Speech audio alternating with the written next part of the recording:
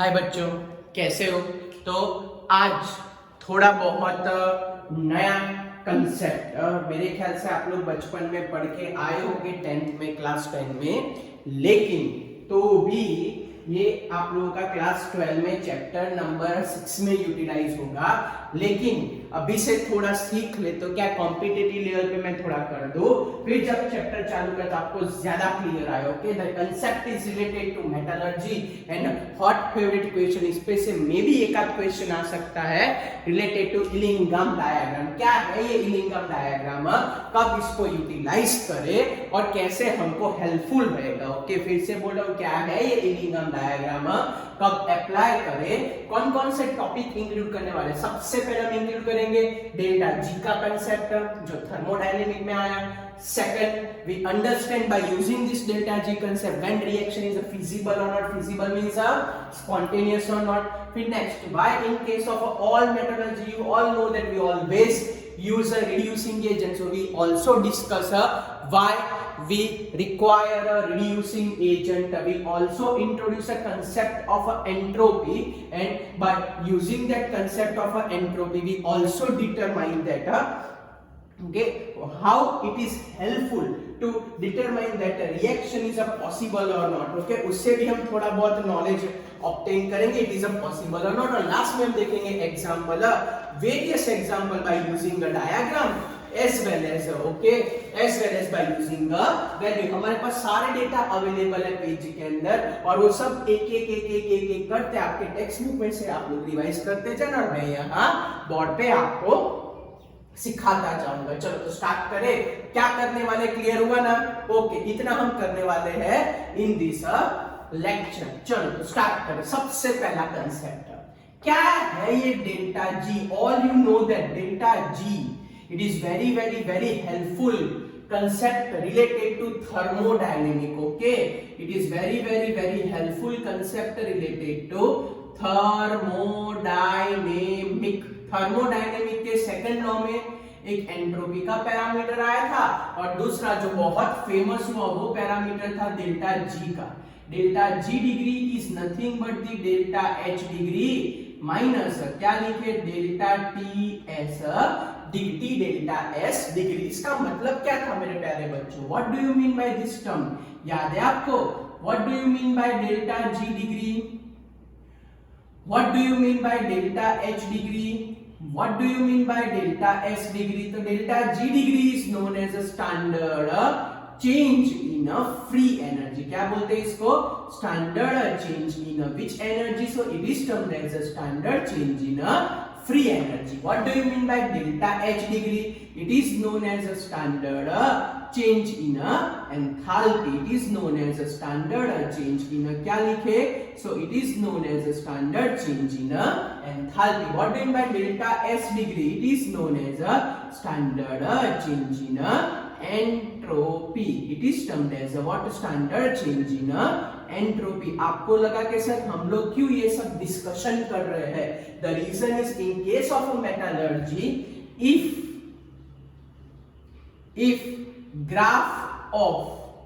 we plot a graph of a delta G degree against a temperature is plotted, if this graph is plotted in this chapter, so it is very very very useful to determine that best reducing agent। It is very very very useful to determine, it is very very very useful to determine a best reducing agent। वो हमारे पूरे lecture का target है। by any cost we determine which one is a best reducing agent। Okay, ये हमारा target है to determine by plotting this graph। in this lecture we determine that which are the condition for the best reducing agent और कैसे decide करें। Okay बच्चों, समझ में आ रहा है क्या करने वाले? अब आगे बढ़ते। चलो आप लोग कमेंट सेक्शन में लिखो कि for reaction feasible means for occurrence of a reaction, क्या लगता है डेल्टा जी क्या होना चाहिए? डेल्टा जी पॉजिटिव होना चाहिए, डेल्टा जी नेगेटिव होना चाहिए? क्या लगता है आपको कि कोई भी रिएक्शन अगर फिजिबल करनी हो, स्पॉन्टेनियस करनी हो तो क्या कंसेप्ट हमारे पास होना चाहिए? डेल्टा जी पॉजिटिव होना चाहिए, डेल्टा जी नेगेटिव होना चाहिए, क्या होना चाहिए, क्या लगता है आपको? चलो लिखो कमेंट में फटाफट, क्या एक्सपेक्ट कर रहे हो आप लोग कि डेल्टा जी क्या होना चाहिए for a spontaneity of the reaction, for a non spontaneous reaction? बोलो जल्दी जल्दी, ओके बोलो जल्दी जल्दी। यहाँ पे डायग्राम में डेल्टा जी डिग्री यहाँ एग्जैक्ट 0 लेने वाले हैं, ये वाले पोर्शन में डेल्टा जी डिग्री धीरे धीरे नेगेटिव हो जाएगा और ऊपर वाले पोर्शन में डेल्टा जी डिग्री हमारे पास है पॉजिटिव हो जाएगा। लेकिन ये पॉजिटिव नेगेटिव हमको हेल्पफुल कैसे रहेगा? यस, आधे ने लिख दिया मेरे प्यारे बच्चों ने कमेंट में, टू गुड। ओके, तो वो लोगों ने ऐसा लिखा कि सर अगर डेल्टा जी डिग्री की वैल्यू नेगेटिव आई मींस लेस देन 0 आई, तो ऐसा बोलते हैं कि reaction is spontaneous, means occur by its own. Yes, occur by its own. Sir अगर डेल्टा जी डिग्री की वैल्यू आपने ग्रेटर देन 0 लिखी, क्या लिखी? ग्रेटर देन 0, सो इंडिकेट करता है कि भाई रिएक्शन इज नॉन स्पॉन्टेनियस। क्या इंडिकेट करता है वो? रिएक्शन जो हमारे पास देके रखी है that reaction is a non-spontaneous. Okay, फिर थर्ड बना, अगर हमको दिखाई दे कि delta G exact equals to 0 है तो वो इंडिकेट करता है कि reaction is in equilibrium. Okay, reaction is in which condition? तो reaction is in equilibrium state. तो डेल्टा जी के ये 3 पैरामीटर जो क्लास 11 से हमने उठाए हैं वो आप लोग ध्यान रखना कि अगर वो लेस देन 0 है तो रिएक्शन स्पॉन्टेनियस करा देंगे, अगर वो ग्रेटर देन 0 है तो रिएक्शन नॉन स्पॉन्टेनियस करा देंगे, और अगर वो इक्वल्स टू 0 है तो रिएक्शन क्या कर देंगे मेरे प्यारे बच्चों? इक्विलिब्रियम में कर देंगे। चलो इतना आपको क्लियर हुआ? यहां तक कोई डाउट? चलो डायग्राम ड्रॉ करते हैं। हमारा टारगेट है यहाँ पे एक मेटल था, when is react with the oxygen converted into the metal oxide. ये हमारे पास एक रिएक्शन है कि metal react with the oxygen converted into the metal oxide. For this particular reaction हमने ग्राफ प्लॉट किया। किसका ग्राफ प्लॉट किया मेरे प्यारे बच्चों? तो हमने बच्चों यहाँ पे ग्राफ प्लॉट किया डेल्टा जी अगेंस्ट टेम्परेचर का ग्राफ प्लॉट किया। मैं यहाँ इंडिकेशन कर चलो 0 डिग्री सेल्सियस, समझ लो कि यहाँ 100 डिग्री सेल्सियस, सपोज यहाँ 200 डिग्री सेल्सियस, सपोज यहाँ 300 डिग्री सेल्सियस। ओके ओके, तो इसके लिए बच्चों हमारे पास ऐसा ग्राफ आया, ये पर्टिकुलर ग्राफ आया। अब ये ग्राफ का मीनिंग क्या ले वो आपको समझना है। ओके बच्चों, क्या बोला पता चला? हमने ये ग्राफ प्लॉट किया, ग्राफ का मीनिंग हमको क्या लेना है वो हमको समझते। तो ग्राफ देखने जाए बच्चों तो ग्राफ ये पॉइंट से 2 पार्ट में डिवाइड होता है, ये पार्ट 1 और ये पार्ट 2, 2 पार्ट है ग्राफ के। ये हमारे पास पार्ट 1 है और ये हमारे पास पार्ट 2 है। तो क्या क्या इंफॉर्मेशन मिलती है हमको ये part A and part B पर से? ओके, वो हम लोग समझते हैं। चलो क्लियर हुआ? क्या लिखा मैंने वो समझ में आया? मैंने ग्राफ प्लॉट किया, ग्राफ पर से हमने देखा कि भाई 2 पार्ट हुए, पार्ट 1 एंड पार्ट 2। चलो सबसे पहला मैं अगर पार्ट ए की बात करूं, अगर मैं डिस्कशन करूं पार्ट ए का डिस्कशन, बोलो पार्ट ए के डिस्कशन में हम क्या लिख सकते हैं? तो पार्ट ए के रीजन में देखो कि डेल्टा जी की वैल्यू क्या है। पार्ट ए में डेल्टा जी डिग्री की वैल्यू नेगेटिव है। नेगेटिव का मतलब क्या होगा? नेगेटिव का मतलब delta G degree less than 0 है। लेस देन 0 का मतलब क्या होगा? Reaction is spontaneous. Less than 0 का मतलब है रिएक्शन इज व्हाट? तो लेस देन का मतलब होता है reaction is spontaneous. Okay, reaction is spontaneous का मतलब metal easily converted into the metal oxide. ये प्रोसेस बड़ी इजी हो जाएगी। Yes, this is known as a meaning of a part A region. चलो फिर नेक्स्ट सेंटर वाला पोर्शन। अगर मैं सेंटर वाला पोर्शन देखने जाऊँ, ये एग्जैक्ट, इसको मैं सी पॉइंट बोल देता हूँ। ओके, अब पहले पार्ट बी की बात कर लेते हैं। चलो एट पार्ट बी, अगर मैं पार्ट बी की बात करूं तो क्या लगता है पार्ट बी में डेल्टा जी की वैल्यू कौन से रीजन में चली गई? सर पॉजिटिव रीजन में चली गई। ओके, डेल्टा जी की वैल्यू कौन से रीजन में चली गई? पॉजिटिव रीजन में चली गई। तो क्या लिखूं, तो हमारे पास डेल्टा जी डिग्री है बच्चों positive, delta G degree positive का मतलब डेल्टा जी डिग्री की वैल्यू ग्रेटर देन 0 है, ग्रेटर देन 0 का मतलब क्या लिखे, reaction is a non spontaneous, reaction is a what, non spontaneous, and when reaction is a non spontaneous तो उसका मीनिंग क्या आएगा, so when reaction is a non spontaneous means metal is not converted into the metal oxide, ये meaning हमको निकालना है, clear. टप्पी पढ़ी आपको, मैंने क्या लिखा, क्यों लिखा, और exact at a C point. अगर मैं सी पॉइंट की बात करूं तो एट दैट परफेक्ट पॉइंट, अगर मैं यहाँ टेम्परेचर का स्केल ड्रॉ करने जाऊं तो तब हमारे पास टेम्परेचर आया 200 डिग्री सेल्सियस, और वो पर्टिकुलर कंडीशन पे डेल्टा जी 0 है, और वो कंडीशन पे डेल्टा जी 0 है, उसका मतलब वो रिएक्शन होगी इक्विलिब्रियम में होगी, ओके। वो रिएक्शन कौन सी कंडीशन में होगी, इक्विलिब्रियम। चलो इतना क्लियर हुआ ग्राफ पर से। ये आपको ग्राफ क्या है ना इलिंगम का वो भी समझना है, वो मैं आपको समझा रहा हूं। चलो पार्ट ए में क्या ऑब्जर्व किया मेरे प्यारे बच्चों, तो पार्ट ए में हमने ऑब्जर्व किया कि पार्ट ए के अंदर डेल्टा जी की वैल्यू नेगेटिव आती है। डेल्टा जी की वैल्यू नेगेटिव का मतलब क्या होगा, तो डेल्टा जी की वैल्यू नेगेटिव का मतलब लेस देन 0, तो लेस देन 0 का मतलब क्या होगा, रिएक्शन क्या हो जाएगी, स्पॉन्टेनियस हो जाएगी। अब रिएक्शन स्पॉन्टेनियस हो गई, उसका मतलब metal is easily converted into the metal oxide, ये फॉरवर्ड रिएक्शन आराम से फिजिबल होती है। चलो पार्ट बी के पोर्शन में, पार्ट बी के पोर्शन में मींस ऊपर वाले पोर्शन में डेल्टा जी क्या आया, तो ऊपर वाले पोर्शन में डेल्टा जी आया हमारे पास पॉजिटिव आया, डन डन। अब पॉजिटिव का मतलब ग्रेटर देन 0, ग्रेटर देन 0 का मतलब रिएक्शन क्या होगी, नॉन स्पॉन्टेनियस होगी, नॉन स्पॉन्टेनियस का मतलब मेटल मेटल ऑक्साइड में कन्वर्ट नहीं होगा। तो मैं ऐसा बोल सकता हूं कि in this reaction metal oxide is not converted into the metal, उल्टा, और in this reaction metal oxide is easily converted into the metal, टप्पी पड़ी, यस सर यस, उल्टा लिखा, उल्टा। मैं ऐसा अगर metal easily convert into what, metal oxide means metal oxide का मेटल में कन्वर्जन नहीं होगा, या मेटल मेटल ऑक्साइड में कन्वर्ट नहीं होता, उसका मतलब metal oxide immediately converted into the metal. तो चलो मैं बोल देता हूं परफेक्ट 200 डिग्री सेल्सियस इक्विलिब्रियम है, below 200 degree Celsius reaction is spontaneous, above 200 degree Celsius reaction is non-spontaneous, done।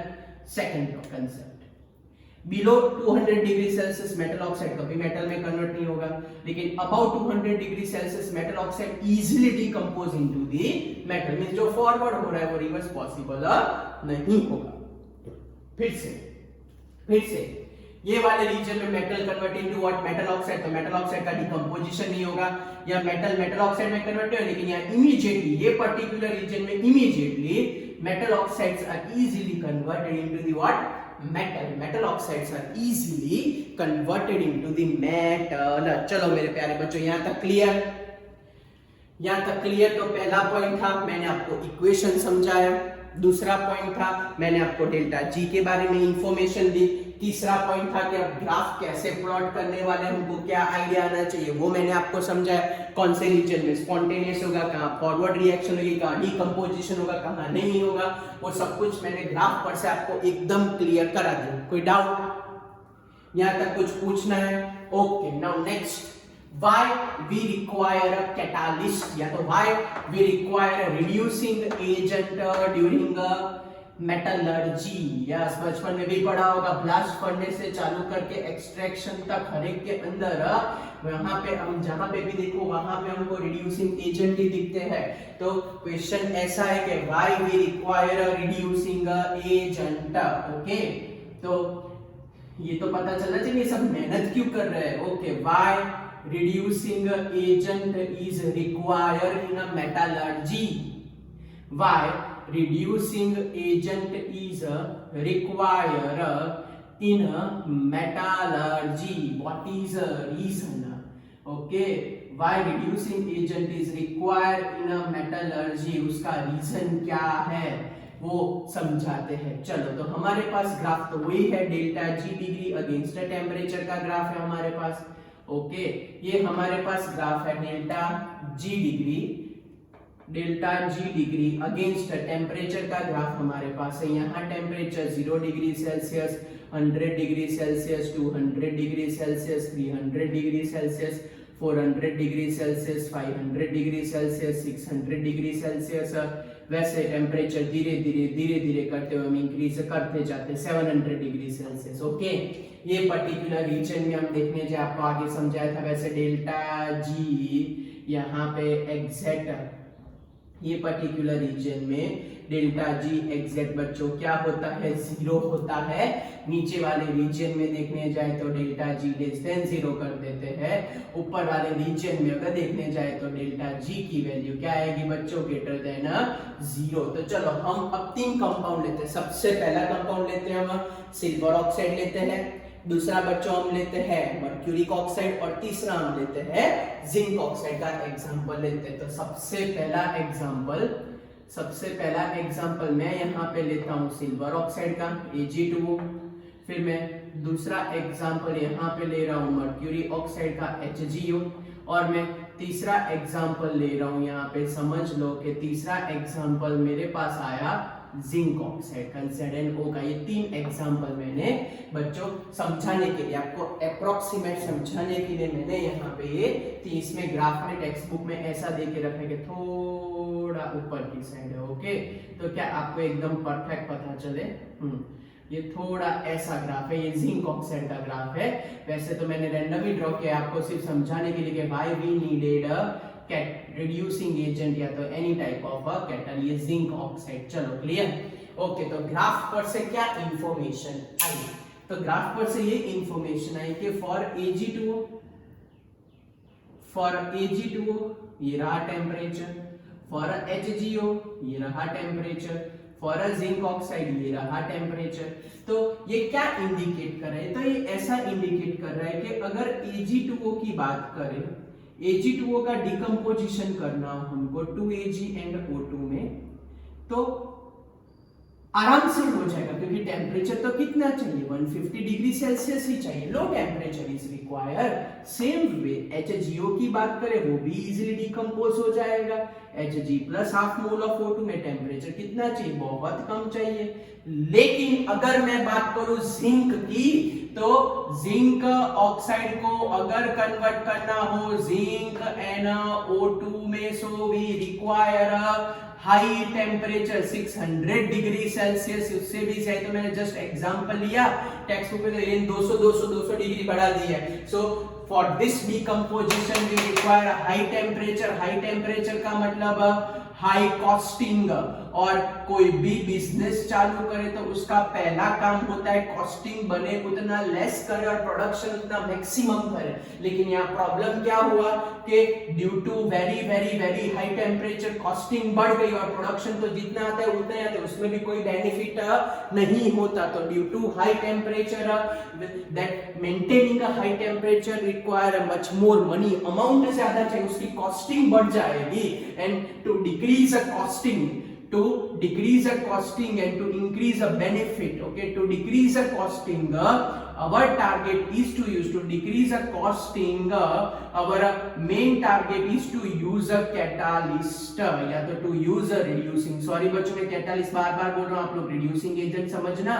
to decrease the costing we use a reducing agent, और अगर reducing agent use कर दिया तो टेम्परेचर immediately ड्रॉप हो जाता है। Okay, so this is the reason why we need a reducing agent.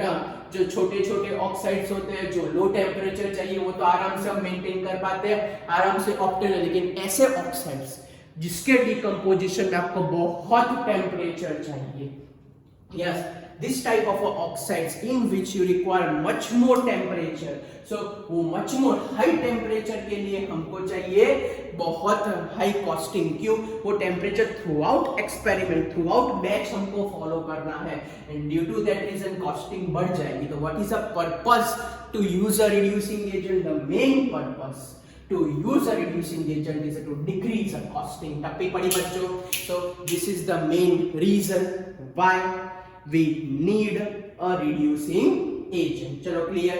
तो बोलो पहले हमने क्या पढ़ा, डेल्टा जी का इक्वेशन पढ़ा, दूसरा क्या पढ़ा हमने, डेल्टा जी के बारे में आपको इंफॉर्मेशन, तीसरा क्या बोला, ग्राफ पढ़ सके मेटल ऑक्साइड मेटल में कब कन्वर्ट होगा, मेटल ऑक्साइड में कब कन्वर्ट होगा, रिवर्स रिएक्शन कब पॉसिबल होगी और किसमें पॉसिबल नहीं होगी। फिर अभी हमने क्या समझा, अभी हमने समझा कि why we need a reducing agent. Now next diagram हमको हेल्पफुल करेगा कि भाई contribution of a delta S, contribution of a delta S degree in a spontaneity of the reaction. बड़ा इंपॉर्टेंट टॉपिक है मेटलर्जी का। एक बार ये आप लोगों ने समझ लिया ना, तो मैं ऐसा नहीं सोचता कि आप टेक्स्ट बुक रीड करो और कॉम्पिटिटिव का कोई भी क्वेश्चन इसके रिलेटेड रीड करो तो आपको ना ही आए, आप आराम से क्रैक कर पाओगे ऐसे सारे क्वेश्चन, इतने एक्सपर्ट हो जाओगे। तो धीरे धीरे भले आपके लिए नया हो, लेकिन धीरे धीरे समझते जाओ तो आप लोगों को कोई भी प्रॉब्लम नहीं आएगा। चलो तो कंट्रीब्यूशन देख लेते हैं हम यहाँ पे। तो सबसे पहले वही डायग्राम, किसका डायग्राम ड्रॉ करने वाले हम, यहाँ हम ड्रॉ करने वाले diagram delta G degree against temperature का diagram.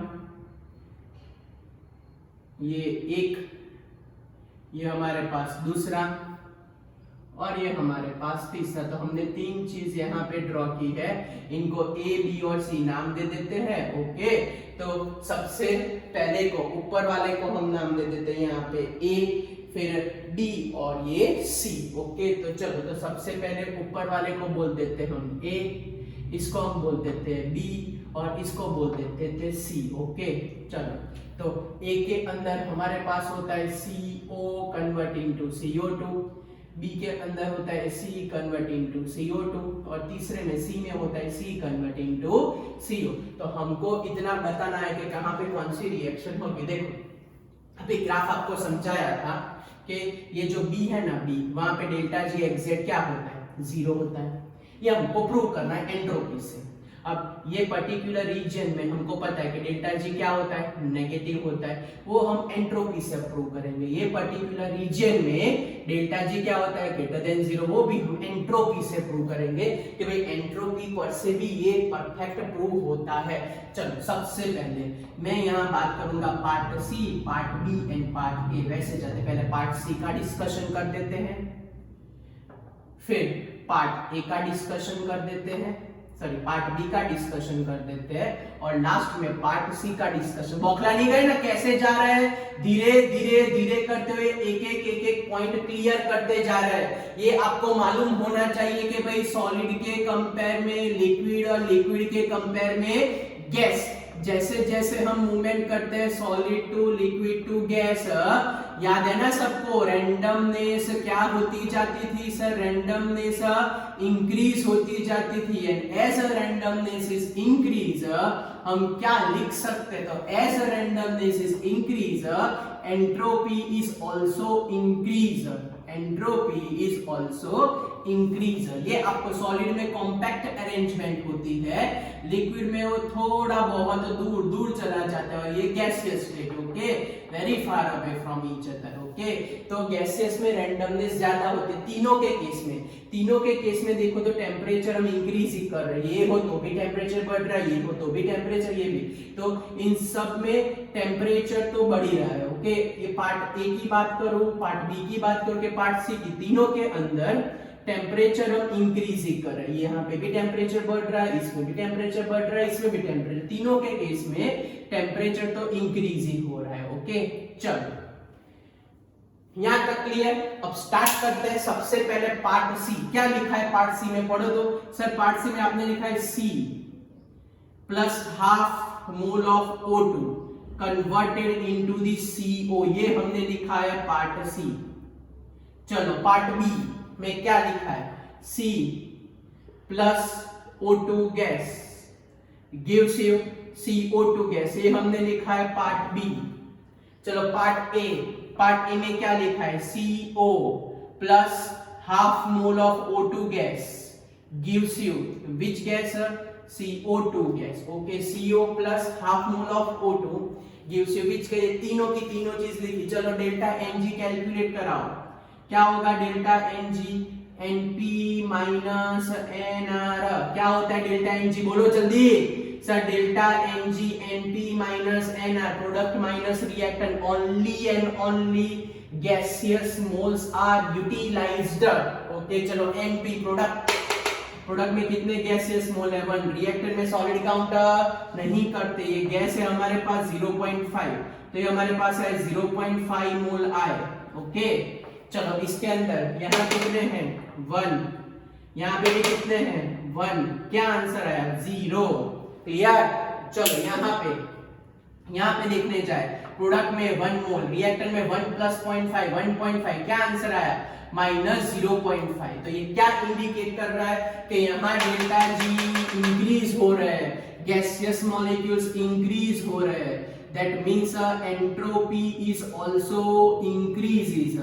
Here in this case no change in entropy, okay, as it is है इक्विलिब्रियम में, क्योंकि एग्जैक्ट जीरो आया, नो चेंज इन एंट्रोपी। इसमें देखने जाए नेगेटिव आया, उसका मतलब here entropy is what decreases, यहाँ एंट्रोपी बढ़ रही है, उसका मतलब एंट्रोपी की वैल्यू पॉजिटिव होगी हमारे पास। यहाँ पे no change means entropy zero, यहाँ डिक्रीज हो रही है तो डेल्टा एस हमारे पास नेगेटिव आएगा। चलो इतना क्लियर हुआ बच्चों, इतना क्लियर हुआ। क्या लिखा मैंने, क्यों सबसे पहले मैं बोला एंट्रोपी इंक्रीज, क्योंकि सर गैसियस मोल्स इंक्रीज हो रहे हैं। क्यों मैंने दूसरे में बोला कि नो चेंज इन एंट्रोपी, क्योंकि no change in gaseous molecules. तीसरे में क्यों मैंने ऐसा बोला एंट्रोपी डिक्रीज हो रहा है, क्योंकि उसके अंदर डेल्टा एनजी डिक्रीज हो रहा है। यहाँ तक क्लियर। अब चलो फॉर्मूला क्या है हमारे पास, तो delta G degree is equals to delta H degree minus T delta S degree. Temperature बढ़ रहा है, डेल्टा एस भी पॉजिटिव आया, तो ये ओवरऑल वैल्यू इंक्रीज हो रही है, तो नेगेटिव वैल्यू भी इंक्रीज होगी, तो डेल्टा जी क्या होगा डिक्रीज होगा। चलो फिर से मैं बोल रहा हूं, अगर आपको ना समझ में आए तो मैं फिर से बोल रहा हूं। ओके, थोड़ा मैथ्स है बच्चों, मैथ्स थोड़ा मैथ्स है, ऊपर समझो, ऐसा करो, चलो ऊपर समझाता हूं। मैंने क्या बोला, मैंने बच्चों ऐसा बोला यहाँ पे कि एंट्रोपी पॉजिटिव है।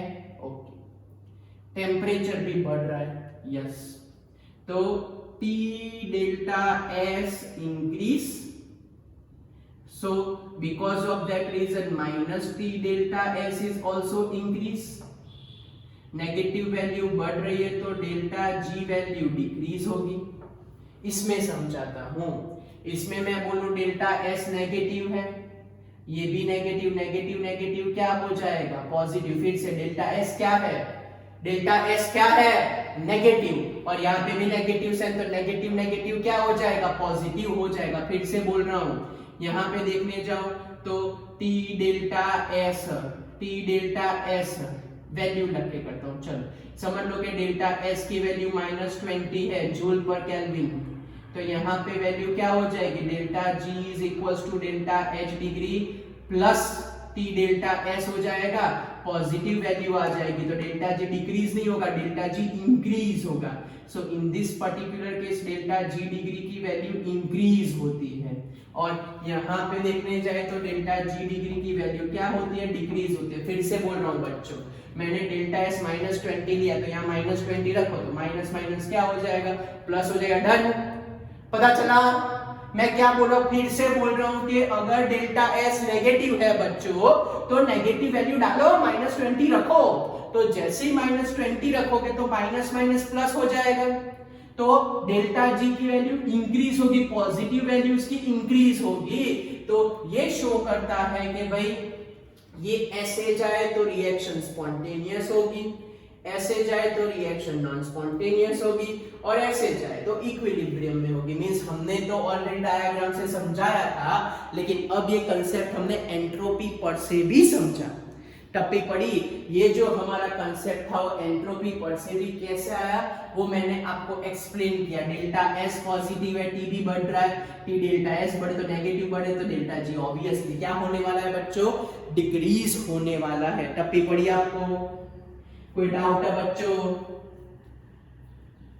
कुछ पूछना है तो पूछ लो। टप्पी पड़ी।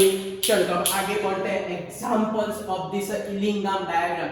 ये सब हमने मेहनत की अभी तक, तो ये सारी की सारी मेहनत का आउटपुट क्या है, तो वो आउटपुट समझने के लिए बच्चों सबसे पहले मैं आपको वैल्यू से समझाऊंगा। वैल्यू वाले हम 2 एग्जांपल लेंगे, और जैसे वैल्यू वाले एग्जांपल खत्म करेंगे फिर डायग्राम वाले एग्जांपल लेंगे। ओके चलो, तो आप सबको मेरे ख्याल से हेस लॉ ऑफ नीड समेशन आता ही होगा, वो हम फॉलो करेंगे। ओके तो ये इलिंगम डायग्राम का सबसे पहला क्वेश्चन जो हमारे पास अवेलेबल है वो ये रहा क्वेश्चन। तो क्वेश्चन में उन लोगों ने ऐसा पूछा है कि the value of delta G formation for Cr2O3 is given to you. This value is given to you is a 540 kilojoule per mole. Okay फिर दूसरी वैल्यू देके रखिए, delta G formation for Al2O3 is given. Formation है, लेकिन formation का मतलब form करने की बात है, उसकी वैल्यू है -827 किलो जूल पर मोल। अब क्वेश्चन क्या है, क्वेश्चन ऐसा पूछा है कि is the reduction of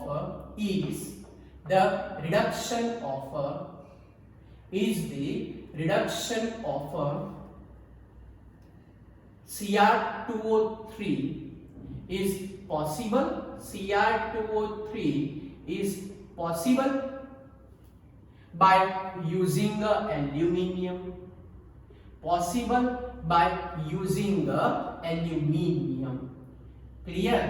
okay तो सबसे पहले तो ये हमारा क्वेश्चन समझ में क्या क्वेश्चन पूछा कि is the reduction of a Cr2O3 is a possible by using a aluminium, question समझ में आया। ओके तो सबसे पहले तो जो इक्वेशन में दिया है ना उसकी रिएक्शन लिखो। चलो फॉर्मेशन का मतलब उसको हमको फॉर्म करना है, chromium plus O2 gives Cr2O3, उसके लिए हमारे पास डेल्टा जी की वैल्यू है हमारे पास 540 किलो जूल, बैलेंसिंग करते हैं बच्चों। फिर दूसरी Al plus O2 gives you Al2O3, ये हमारे पास सेकंड रिएक्शन, उसके लिए हमारे पास वैल्यू है 827 किलो जूल पर मोल, बैलेंसिंग कर देते, 2 लगा देते, 3/2 लगा देते, 3/2 लगा देते। ये हमारे पास रिएक्शन। क्वेश्चन क्या पूछा है, ये सबसे पहला स्टेप नंबर 1 क्वेश्चन पर से रिएक्शन लिखो, ये वैल्यू पर से, sorry step number 1 right reaction from the value. Step number 2 क्या पूछा है क्वेश्चन में वो लिखो, आस्क क्या पूछा है आपको, क्या पूछा है कि is the reduction of a Cr2O3 is possible by using a aluminium, means is the reduction of a Cr2O3 is possible by using a aluminium, yes ये रिएक्शन होगी, ये आपको क्वेश्चन पूछ रहे हैं मेरे प्यारे बच्चों, ये हमारी मेन रिएक्शन। चलो टप्पी पड़ी। ओके सबसे पहले वैल्यू पर से क्या लिखा, वैल्यू पर से रिएक्शन लिखी। फिर सेकंड क्या पूछा है कि is a reduction of a Cr2O3 is possible for the aluminum, clear। and now step number 3 according to requirement। चलो Cr2O3 कहाँ चाहिए, लेफ्ट साइड चाहिए, हमारी पहली रिएक्शन में वो कहाँ पे है, ये एक्चुअली हेस लॉ का कंसेप्ट करा रहा हूं बच्चों। ओके शांति से समझते हैं। चलो 2 रिएक्शन है, हमको Cr2O3 कहाँ चाहिए, लेफ्ट साइड है कहाँ पे, राइट साइड। तो हेस लॉ में ऐसा बोलते थे कि रिएक्शन नंबर 1 मल्टीप्लाई बाय -1, तो Cr2O3 आ जाएगा लेफ्ट साइड। तो चलो क्या लिखूं, Cr2O3 gives a 2Cr plus 3/2 O2, उसके लिए डेल्टा जी की वैल्यू नेगेटिव से हो जाएगी पॉजिटिव 540 किलो जूल। याद आया, हाँ सर ऐसा हेस लॉ में करते थे, लेकिन क्यों किया वो भी समझना, क्योंकि Cr2O3 लेफ्ट साइड चाहिए। चलो सेकंड रिएक्शन एल्यूमिनियम ये रहा, एल्यूमिनियम लेफ्ट साइड चाहिए, लेफ्ट साइड ही है, एल्यूमिनियम लेफ्ट साइड चाहिए, लेफ्ट साइड है, फिर से एल्यूमिनियम लेफ्ट साइड चाहिए, लेफ्ट साइड ही है। तो कहने का मतलब रिएक्शन नंबर 2 को कुछ भी मत करो, रिएक्शन नंबर 2 मल्टीप्लाई बाय 1, क्योंकि एल्यूमिनियम लेफ्ट साइड ही और लेफ्ट साइड ही चाहिए। तो क्या लिखो बोलो, 2Al plus 3/2O2 gives Al2O3. Delta G की वैल्यू क्या आई? -827 किलो जूल। तो बोलो what is our final answer? जो कट होता है उसको कट कर दो तो आपको ये रिएक्शन पिक्चर में आ जाएगी। समझ में आया आप क्यों ऐसा कर रहे थे? हाँ सर, एकदम परफेक्ट आप बोल रहे थे। यस, और डेल्टा जी अगर टोटल फाइंड करना हो आपको रिएक्शन के लिए तो फाइंड कर देते हैं 540 माइनस 827। तो हमारे पास क्या आंसर आएगा? 640, 740, 260, 80। तो 200 प्लस ऐसे 640 फिर 740 200 फिर 60 एंड 80 तो -287 आंसर आया। -287 किलो जूल पर। बोलो डेल्टा जी की वैल्यू पॉजिटिव आई के negative? Sir delta G negative तो रिएक्शन क्या हो जाएगी? स्पॉन्टेनियस। तो दिस इज पॉसिबल। टप्पी पड़ी एग्जांपल, इस तरीके से एग्जांपल इंटरेस्टिंग कर सकते हैं। चलो पता चला फिर से। अगर वैल्यू बेस्ड क्वेश्चन आए तो क्या? तो सबसे पहले आपको जो फॉर्मेशन लिख के रखा है, सबसे पहले चीज जो डेटा है उसको लिखा, जो क्वेश्चन में क्या है फॉर्मेशन, तो दोनों को फॉर्म कर दिया। सेकंड, क्या आस्क मींस क्या पूछा है स्टेटमेंट में कि ये पॉसिबल है, इट इज पॉसिबल, ये हमारा क्वेश्चन था, इट इज पॉसिबल। तो पूरी रिएक्शन को ऐसे कन्वर्ट करो। Cr2O3 लेफ्ट साइड चाहिए था राइट साइड, तो हेस लॉ पढ़ के आए थे तो क्या किया हमने? उसको मल्टीप्लाई बाय -1 कर दिया। तो जैसे ही -1 से मल्टीप्लाई कर दिया रिएक्शन उल्टी हो गई। एल्यूमिनियम लेफ्ट साइड चाहिए, लेफ्ट साइड ये no need, okay as it is रखा। तो हमारे पास फाइनल आंसर ये रही। रिएक्शन कॉपी दिखाई दी, बाद में कॉपी दिखाई दी, कॉपी दिखाई दी। Yes, this is the method, this is the method to solve the value based numerical of a Ellingham diagram. तो हमारे पास डेल्टा जी क्या आया? लेस देन 0 के ग्रेटर देन 0 बोलो। तो यहाँ डेल्टा जी आया हमारे पास less than 0 and due to that less than 0 we clear cut से that yes aluminium is used for the reduction of a Cr2O3. Now graphical based question. अब graphical based question आए तो कैसे solve करोगे? If graphical based questions are there, तो how to solve? तो graphical based question आए तो आपको दो चीजें दिमाग में फिट करने की। फिर से बोलो, अगर ग्राफ बेस्ड कोई भी क्वेश्चन आ जाए, अगर ग्राफिकल बेस्ड क्वेश्चन, ये तो वैल्यू बेस्ड क्वेश्चन था, आप लोगों को समझ में आ जाएगा, लेकिन अगर ग्राफिकल क्वेश्चन है ग्राफ पर से, तो आपको दो चीज अपने दिमाग में फिट कर देने की, दो चीज अपने दिमाग में फिट करनी। सबसे पहला, metal oxide present at top of the diagram. Metal oxide present at the top of the diagram, is easily reduced by the top of the diagram is reduced by the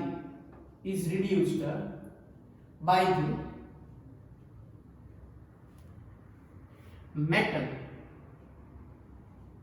carbon or carbon monoxide present at the bottom of the diagram। Top वाला always bottom से reduce होगा, bottom of the diagram. और अगर bottom में भी confusion हो तो apply this second one.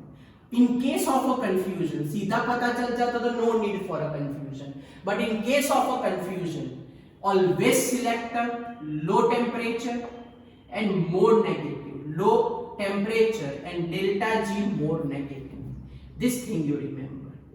Yes, in case of a confusion you always follow low temperature region and a more delta G negative. फिर से बोल रहा हूँ, in case of a confusion you follow low temperature region and more delta G negative. सबसे पहले metal oxide present at the top of the diagram easily reduce by the metal. Carbon या तो carbon mono जो सबसे नीचे है वो सबसे पहले उसको रिड्यूस कर सकेगा। सेकंड ऐसा है, इन case of a confusion always follow low temperature. In case of a confusion case of a confusion always follow low temperature and more delta G negative. In case of a confusion always follow low temperature and delta G is a negative. चलो इसके base हमारे पास diagram है, वो diagram पर से मैं आपको question पूछता हूँ, आप लोग सोच के बताओ कि हमारे पास क्या आंसर आएगा। ओके चलो सबसे पहला एग्जांपल डायग्राम वाला हमारे पास अवेलेबल है। एक ऐसा ब्यूटीफुल सा डायग्राम था। This type of a diagram is given in a question. वही डायग्राम तो पता है ना किसके अगेंस्ट किसका होता है, delta G degree against temperature का डायग्राम होता है। इन दिस डायग्राम हमको तो मालूम है कि भाई ऐसे सबसे पहले डेल्टा जी होता है, फिर ये तो स्टार्टिंग में किया था वो ये याद है ना। हाँ सर, अब इसमें उन लोगों ने एक डायग्राम ऐड कर दिया है ऐसे, फिर इंडिकेशन किया है कि ये ऐसा है कि जिसमें ये वाला, पहले तो ये वाले डायग्राम की बात करते हैं। So in this diagram carbon is convert into carbon monoxide, in this diagram carbon is convert into carbon dioxide, in this case carbon monoxide convert into carbon dioxide. और ये वाला डायग्राम ऐसा है कि in which zinc combine with the half O2 converted into this ZnO, means ये वाला diagram zinc oxide के लिए है। Now question which one is a best method, which one is a best method, ये हमारा question. which one is a best method, सबसे पहले कि भाई ZnO plus CO gives Zn plus CO2, ये बेस्ट मेथड है। या तो second ZnO plus C gives Zn plus CO, बोलो which one is a best method from A and B। ऊपर वाला कंसेप्ट शांति से देखो और सोच के बताओ। चलो ऊपर वाला कंसेप्ट शांति से देखो और सोच के बताओ क्या आंसर आएगा। चलो ऊपर वाला कंसेप्ट देखो शांति से, क्या लिखा है, metal oxide present at the top of the diagram easily reduced by the metal, या तो carbon monoxide present at the bottom. बोलो चलो डायग्राम में सबसे बॉटम में कौन दिख रहा है आपको, चलो बोलो डायग्राम में सबसे बॉटम में कौन दिख रहा है आपको। सर डायग्राम में सबसे बॉटम में दिख रहा है carbon converting to carbon monoxide. Very good, diagram में सबसे बॉटम में क्या दिख रहा है, carbon converting to carbon monoxide. Yes, तो ये टॉप ऑफ दी है जिंक ऑक्साइड और बॉटम पे है यहाँ पे कार्बन टू कार्बन मोनोऑक्साइड। अब पे पड़ी यहाँ दोनों इंटरसेक्ट हो गए, तो इसके बाद ये पॉइंट के बाद कौन सी रिएक्शन पॉसिबल है, ये पॉइंट के बाद C convert into CO possible है, लेकिन Zn convert into ZnO possible है। ये पॉइंट के बाद अगर देखने जाए तो ये जिंक ऑक्साइड के लिए रिएक्शन नॉन स्पॉन्टेनियस हो जाती है, लेकिन कार्बन के लिए रिएक्शन क्या हो जाती है, स्पॉन्टेनियस। ये पॉइंट के बाद ये C के लिए रिएक्शन स्पॉन्टेनियस हो जाती है। And due to that reason ये नीचे जा रहा है, डेल्टा G डिक्रीज हो रहा है।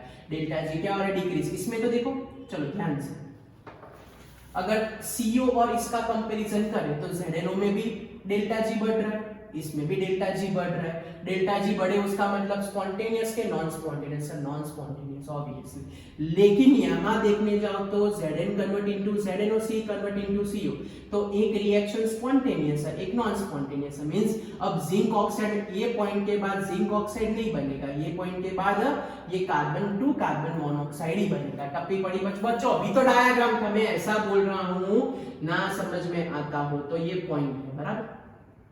ये ऐसा रीजन है कि Zn half O2 gives Z, आपको अभी तो सिखाया था कि ये पर्टिकुलर ये पार्ट ए हो गया आपके लिए, ये पार्ट बी हो गया, याद आया? हाँ सर बराबर, पार्ट ए समझ में आया सर, डन। पार्ट ए में कन्वर्जन हो सकता है, पार्ट बी में तो वो रिवर्स ही जाएगा। समझ गए, याद आया? ये पार्ट ए बोला था, पार्ट बी बोला था M + O2M। हाँ सर याद आया। आगे नहीं समझाया था मेटल ऑक्साइड का M + O2MO, part A, part B, part C करके। हाँ सर, ये पोर्शन पार्ट ए है, ये पोर्शन पार्ट बी है, तो पार्ट बी में ZnO नहीं बनेगा, वो कैंसिल किया था। डन।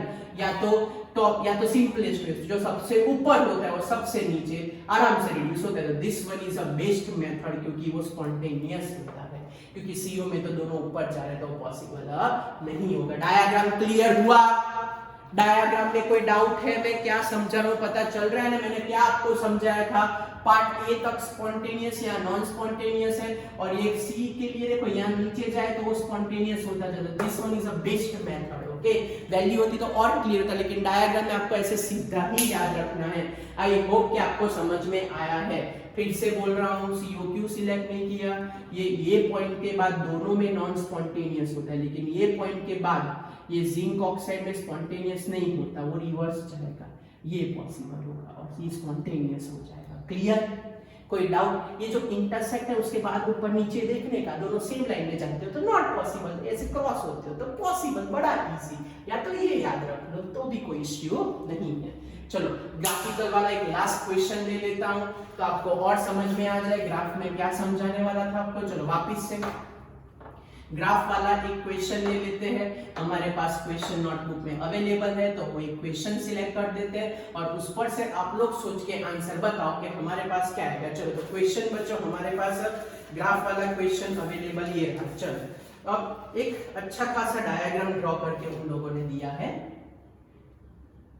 ये हमारे पास एक डायग्राम तो याद है ना किसका होगा? हाँ सर, एक ही डायग्राम तो होता है sir, delta G degree against temperature का डायग्राम। ओके, तो डायग्राम में उन लोगों ने हमको ऐसा बोला है कि ये हमारे पास एक डायग्राम, फिर ये हमारे पास एक दूसरा डायग्राम, फिर ये हमारे पास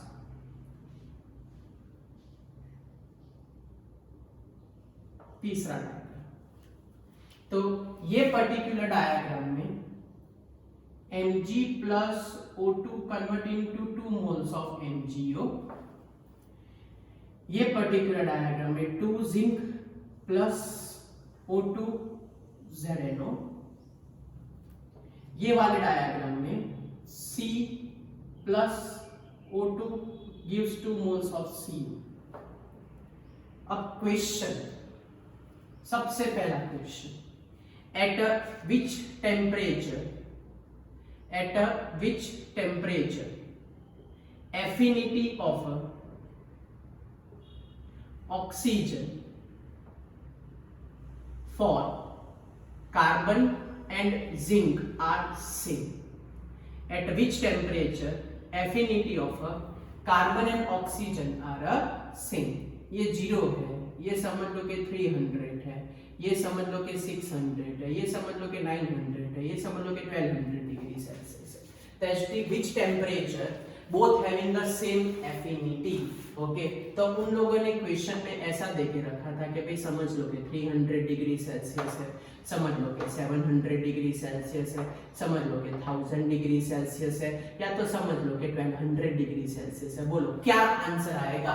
एट विच टेम्परेचर। चलो ग्राफ को आगे बढ़ाइए, यहां से गए यहां तक, ये रहा ये पर्टिकुलर रीजन ऐसा है कि ये पर्टिकुलर कंडीशन पे both having a same tendency to combine with the oxygen. यहां तक, ये यहां से नीचे जा रही है, यहां से यहां, तो ये पर्टिकुलर रीजन ऐसा है, ये पर्टिकुलर रीजन ऐसा है जिसमें उसकी टेंडेंसी होती है more tendency, okay, having a more tendency to combine with the oxygen, दोनों की यहाँ तक। फिर जैसे ऊपर जाए इसकी टेंडेंसी कम हो जाएगी। अभी समझाया कि ये पार्ट ए हो जाएगा, ये पार्ट बी हो जाएगा। हाँ सर, कितनी बार समझा रहे हो, समझाना पड़े बच्चों। ये पॉइंट के ऊपर जिंक की टेंडेंसी ऑक्सीजन के साथ कम ही होने वाली है, ये पॉइंट के ऊपर, ये पॉइंट के ऊपर ये जिंक रिवर्स में ही जाने वाला है, क्योंकि ये पोर्शन उसके लिए स्पॉन्टेनियस है, बी पोर्शन नॉन स्पॉन्टेनियस है। चलो क्लियर। तो टेम्परेचर दोनों का ऑलमोस्ट हमारे पास 700 या 800 डिग्री के आसपास आया, तो ये पर्टिकुलर पॉइंट पे दोनों की एफिनिटी क्या होगी? Same. And last question, which one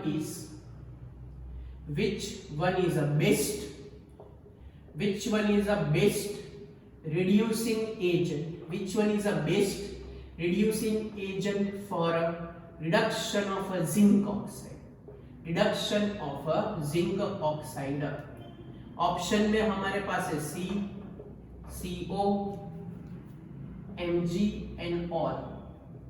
बोल अभी आगे वो नहीं, यहाँ सबसे पहला पॉइंट लिखा था, याद करो क्या सिखाया था, metal which is present on a top, metal oxide present on a top of the diagram reduce, यहाँ top of the diagram Z है तो सबसे ऊपर लिखूं यहाँ, तो yes top of the diagram is reduce by the water, metal या तो carbon present at the bottom, तो सबसे बॉटम में कौन सी मेटल है, मैग्नीशियम, सबसे बॉटम में कौन सी मेटल, भाई ZnO यहाँ ही बनता है ना, जिंक ऑक्साइड तो यहाँ ही बनेगा ना यहाँ पे, ओके चलो तो ये सॉरी चलो यहाँ पे ये जिंक ऑक्साइड है, तो जो ऊपर की साइड है, ऊपर की साइड जो मेटल ऑक्साइड है वो उसके नीचे वाले से आराम से रिड्यूस होगा, फिर से बोल रहा हूँ क्या लिखाया था, metal oxide present at the top of the diagram reduce by the metal carbon monoxide present at the bottom, चलो कौन सी मेटल बॉटम में प्रेजेंट है, सर बॉटम में प्रेजेंट है ये रहा मैग्नीशियम, यस तो मैग्नीशियम, आगे वाले में कार्बन आया था और यहाँ कौन है, बॉटम में कौन है, यहाँ बॉटम में कौन है, इसके एग्जैक्ट नीचे कौन है,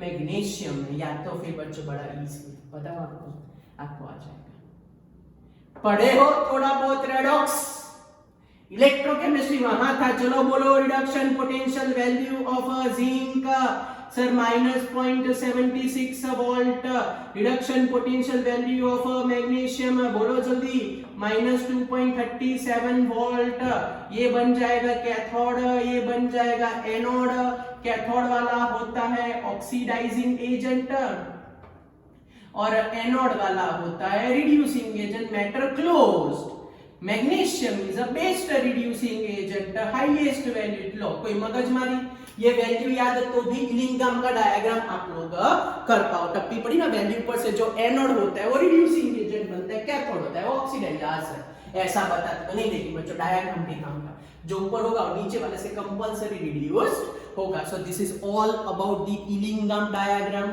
based on value, based on a diagram, based on a reduction potential value, टप्पी पड़ी बच्चों, तो इसमें हमने पहले पढ़ा डेल्टा जी का इंपॉर्टेंस, उसके बाद हमने मेटल ऑक्साइड का एग्जांपल लेके आपको समझाया कहाँ पॉसिबल है कहाँ नहीं है, थर्ड मैंने आपको समझाया what is the role of entropy, fourth समझाया why we need a reducing agent, fifth मैंने आपको समझाया पर्टिकुलर वैल्यू पर से कैसे कैलकुलेशन करें, सिक्स्थ मैंने आपको समझाया कि डायग्राम पर से कैसे कैलकुलेशन करें, सेवंथ मैंने आपको समझाया कि अगर आपको वैल्यू याद है तो वैल्यू पर से भी आप लोग आंसर लिख सकते हो बच्चों। आई होप कि आज का लेक्चर आपको बड़ी मजा आई होगी, थोड़ा नया है तो 2-3 बार वीडियो देखोगे, मैं तो बोल रहा हूँ कि एक बार एकदम ध्यान से केयरफुली साथ में लिखते जाओगे तो 101% आपको टप्पी पड़ी जाएगी, कुछ भी हो जाए, ओके वो मैं गारंटी देता हूँ, ना है तो कमेंट में लिखना, मैं फिर से आपको समझाऊंगा प्यारे बच्चों, ओके बाय बच्चों, मिलते हैं, पढ़ते रहना, बेस्ट ऑफ लक, बाय।